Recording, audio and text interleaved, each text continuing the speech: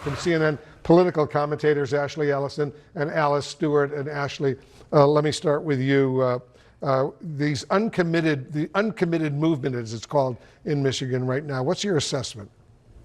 Well, I think it is a community of people that are hurting right now. They may have family members that are living in Gaza. They may have lost family members that are living in Gaza, or they may be compassionate to the cause. I think one of the beautiful things about democracy is that your vote is your opportunity to express how you feel about issues. And so as a Democratic Party that has a big tent coalition, we want to see those expressions. Now, your job as a candidate is to then go and move those individuals, if they're not with you, to where they become from uncommitted to committed. And so I think tomorrow's effort or the uncommitted folks, are you going to use tomorrow as an effort to make a showing for a policy decision that they would like the Biden administration to take. And then the campaign and the Biden administration will have to assess accordingly so that they can engage. Let me read to you, Alice, some of the uncommitted movement's platform. And this is a quote. Biden must earn our vote through a dramatic change in policy. President Biden has been a successful candidate in the past by representing a broad coalition. But right now, he's not representing the vast majority of Democrats who want a ceasefire and an end to his funding of Israel's war in Gaza. I happen to view this as not exactly a profiling courage when you're asking Democrats to render a vote of uncommitted in a primary. If they really want to send a message to President Biden and his policies, do this in a general election. That would really send the message. Look, you have to remember, Congresswoman Tlaib is the one who advocated for from the river to the sea, annihilating Israel off the face of the map.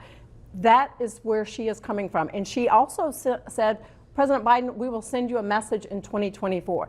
Doing this in the primary when we all know that President Biden is going to be the nominee for the Democratic Party in the primary doesn't really send the message that you're really advocating for this position if you're not going to do it in a general election. Go ahead. I don't agree with it. We have a process and we have primaries and we want people to engage in every step of the process.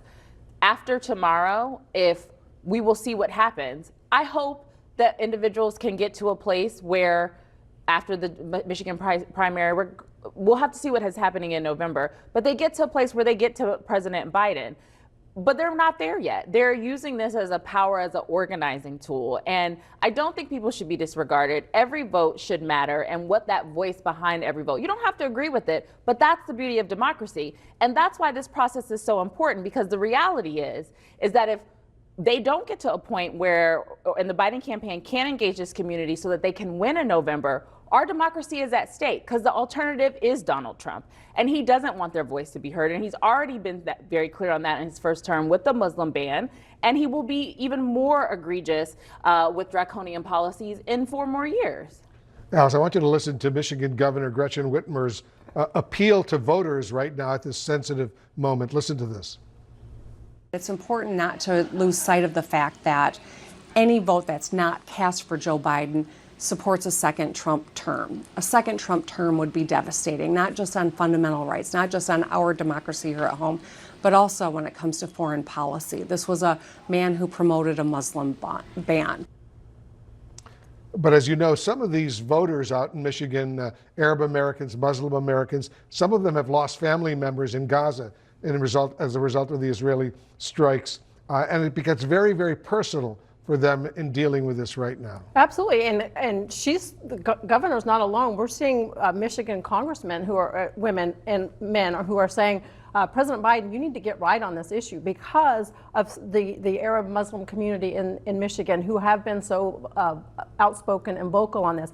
But the reality also is it's not just this issue that is resonating and driving people away from President Biden. It is the economy, it is immigration, it is safety, and obviously, there's the issue that is really taking front and center in many Democrat voters is his age and his ability and his stamina to do the job. So Michigan leaders are advocating to the Biden administration, you need to take action, you need to do it soon. And lots at stake in Michigan right now. I'll just say that it's not an Arab American or a Muslim American issue. It's an issue that I care about. It's an issue that most people care about in the Democratic Party, and I think it's just a question of where will the Biden administration end on this, and can they convince their voters to show up in We November? will see what's happening. Let's hope there is at least a temporary ceasefire Yes, in the coming right. days. That would be important to stop. And the it. hostages get back. And of course, the hostages come home as well. All right, guys, thank you very, very much.